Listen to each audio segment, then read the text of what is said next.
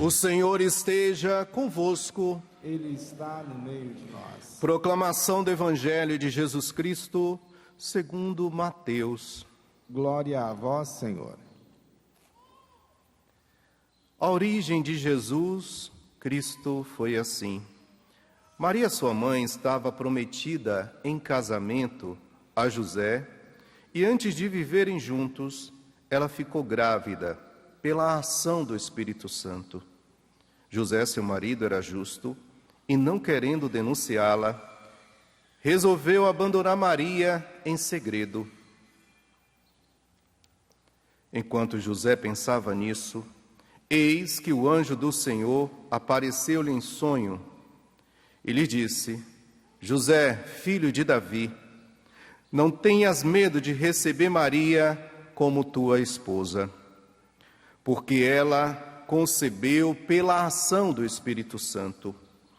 Ela dará à luz um filho, e tu lhes darás o nome de Jesus, pois ele vai salvar o seu povo dos seus pecados. Tudo isso aconteceu para que se cumprir o que o Senhor havia dito pelo profeta. Eis que a virgem conceberá e dará à luz um filho. Ele será chamado pelo nome de Emanuel, o que significa Deus está conosco. Quando acordou, José fez conforme o anjo do Senhor havia mandado e aceitou sua esposa. Palavra da salvação. Glória a vós, Senhor.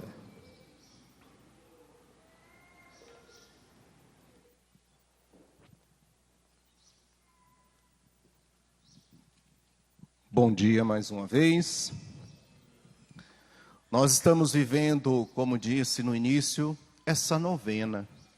Desde a segunda-feira a gente começa essa preparação, e quantas famílias, quantas comunidades que se reúnem para fazer a novena de Natal nesse tempo tão bonito, preparando a casa, preparando o seu coração, porque Jesus vem. E a gente nunca pode perder essa esperança, esse amor, esse carinho por esse tempo tão bonito que a gente vive. Até aqueles que não são cristãos, a gente até diz assim, né? Se encanta por esse tempo do Natal. Então nós que somos cristãos devemos viver mais ainda, não é?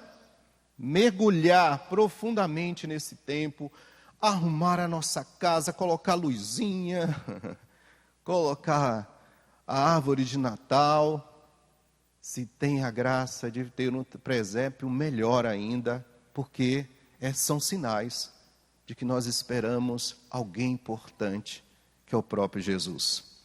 Ontem nós ouvimos no Evangelho, que era do início do Evangelho de São Mateus. Começa no capítulo 1, versículo 1. E vai até o versículo 17, falando todos aqueles nomes que a gente acha, quanto nome, não é? Mas ali, naquele evangelho de ontem, estava dizendo, mostrando para a gente uma linha da descendência de Jesus, desde Abraão, depois Davi, exílio, até Jesus. Então mostrou uma linha daqueles que são da descendência até chegar ao nosso Salvador Jesus Cristo. Hoje nós continuamos o mesmo evangelho, agora do versículo 18. Então ontem chegou até José, Jesus, e hoje o evangelho nos traz, continuando, como disse, versículo 18, a origem de Jesus foi assim. E aí ele vai contar, nos falar como aconteceu. Mas antes disso, na primeira leitura que nós ouvimos do profeta Jeremias, e aí eu quero chamar a atenção para algo. Jeremias foi um dos profetas que mais se aproximou em Jesus pelo sofrimento. Foi levado, apanhou, ficou preso, porque ele estava denunciando ao povo, os reis, que eles estavam no caminho errado. E por causa disso, ninguém quer ouvir a verdade, né? A gente quer ouvir o que a gente quer falar. Mas o que o outro está falando, a gente não dá ouvido. E aí o que aconteceu? Porque Jeremias estava denunciando algo que estava acontecendo, a infidelidade do povo, a infidelidade daqueles que estavam à frente. Ele era humilhado, não era acreditado.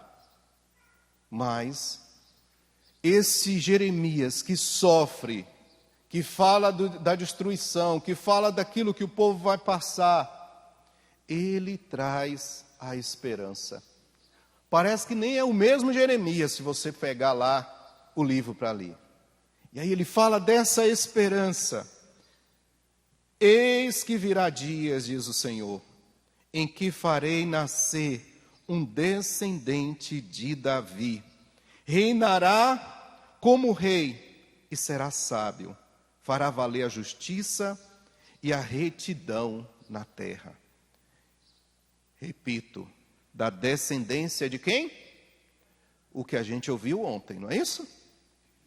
E aí hoje nós estamos vendo no Evangelho a realização dessa profecia.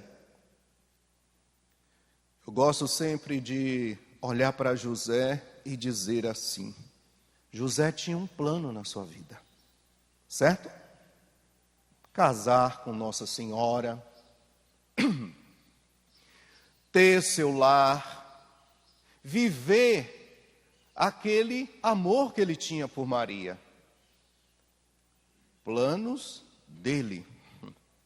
Mas os planos de Deus eram outros. Assim como o plano na vida de Nossa Senhora era outro.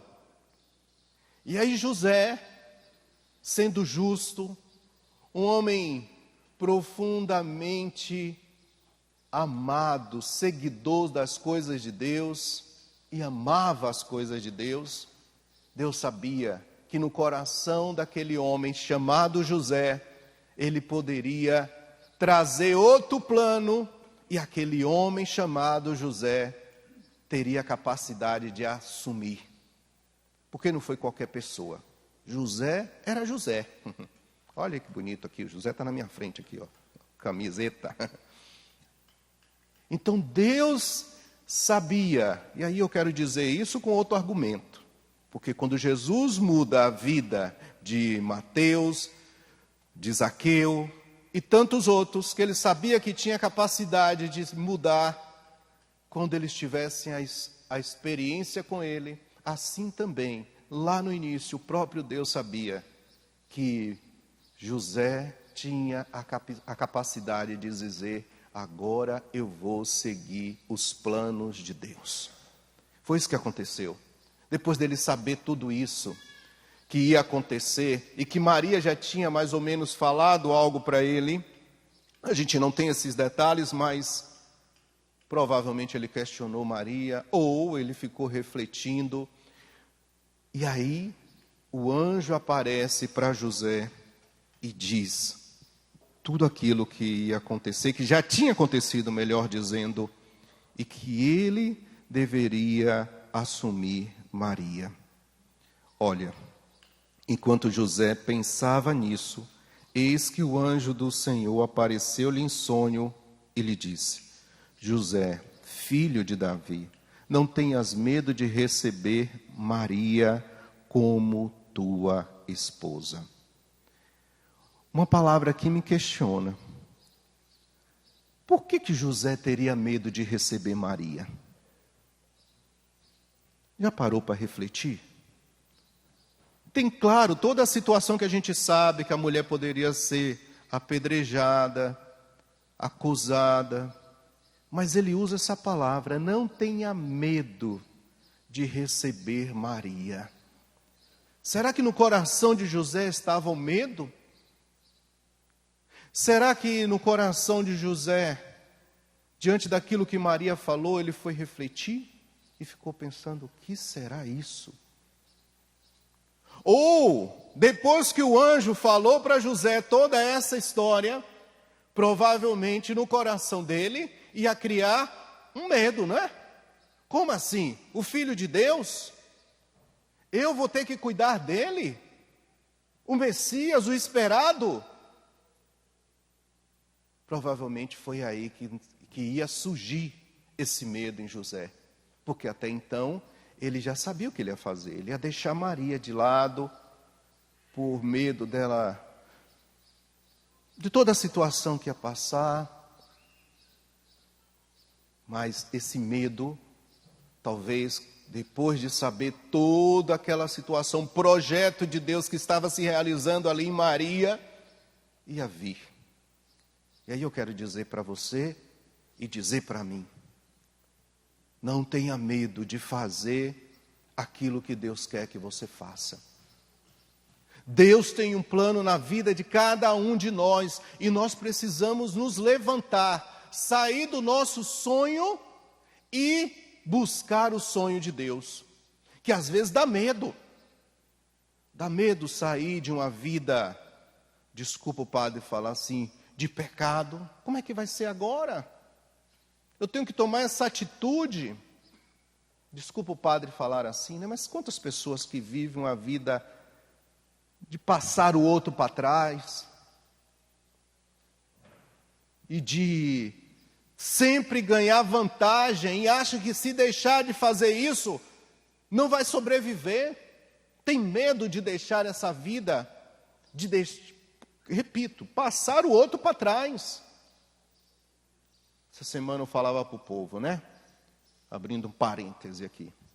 Em um mundo por aí, não vou falar o lugar nem a situação, a pessoa.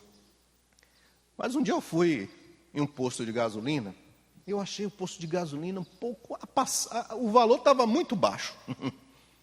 Mas estava precisando, o carro estava lá falando, ou você me coloca gasolina ou eu vou parar. E aí, eu fui, abasteci, achei estranho, fui embora. Rapidinho a gasolina acabou. Aí da outra vez eu fui esperto. Como diz, né? Fui esperto.